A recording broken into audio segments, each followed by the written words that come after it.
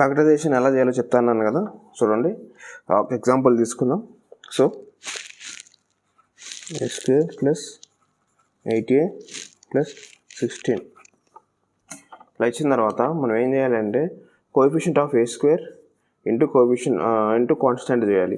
Coefficient of a² into constant multiply చేయాలి. So 1 × 16 16 వచ్చింది. So దీని యొక్క ఫ్యాక్టర్స్ రాసేసుకోండి. అంటే ఏంటి, 1 × 16, 2 × 8 3 టేబుల్లో పోతుందా, లేదు, 4 × 4 అయిపోయింది. సో 1 టేబుల్లో పోతుంది, 16 టేబుల్లో పోతుంది, 2 టేబుల్లో పోతుంది, 8 టేబుల్లో కూడా పోతుంది, 4 టేబుల్లో పోతుంది, ఇంకా అంతే 4 టేబుల్లో కూడా పోతుంది.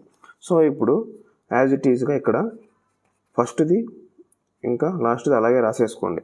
సో నువ్వు ఇక్కడ ఏం చేయాలంటే ఇక్కడ మధ్యలోది అంటే 80 మనం తీసుకోవాలి. సో ఇప్పుడు 80 రావాలంటే ఏం చేయాలి, ఇక్కడ ఏం చేయాలంటే ఇక్కడ మైనస్ కానీ రెండు మైనస్లు పెట్టు, లేదా 2 ప్లస్లు పెట్టు, లేదా ఒక మైనస్ ఒక ప్లస్ పెట్టు, ఒక ప్లస్ ఒక ఏదో ఒకటి పెట్టిన తర్వాత నీకు ఇక్కడ ఏమి రావాలి, +80 అనేది ఖచ్చితంగా రావాలి.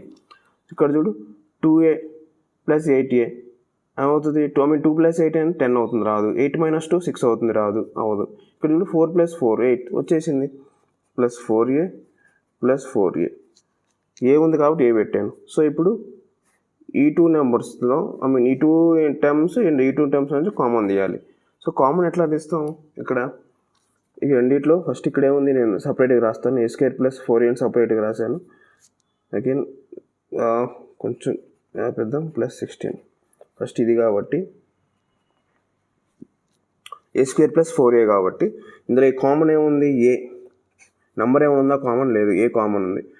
a² ఒకే బయటకు వచ్చేస్తే ఇంకొక ఏ లోపల ఉంటుంది, +4a నుంచి ఒకే బయటకు వచ్చేసింది, ఇంకేం మిగులుతుంది అక్కడ 4.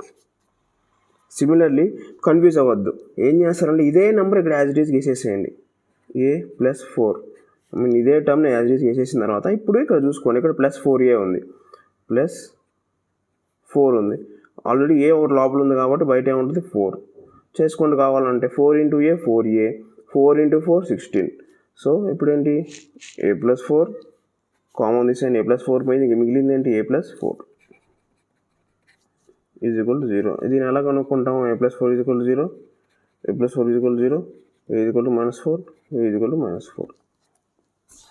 అంటే ఒక ఎగ్జాంపుల్ అనే కాదు, ఇంకో ఎగ్జాంపుల్స్ కూడా తీసుకుంటూ ఉంటాను. ఒక ఫ్యాక్టరైజేషన్ అంటే ఇది ఈజీగా ఉంది కాబట్టి నెక్స్ట్ ఒక 2 ఎగ్జాంపుల్స్ తీసుకొని చెప్తాను ఫ్యాక్టరైజేషన్. సో ఆ 2 ఎగ్జాంపుల్స్ కూడా ఇది ఎగ్జాంపుల్ 1 అనుకోండి. How to do factorization example 1. Next example 2 చెప్తాను, నెక్స్ట్ ఎగ్జాంపుల్ 3 కూడా చెప్తాను. దాన్ని బట్టి మీకు అర్థమైపోతుంది, ఒక అవగాహన వచ్చేస్తుంది ఎలా చేయాలి ఏంటి అని.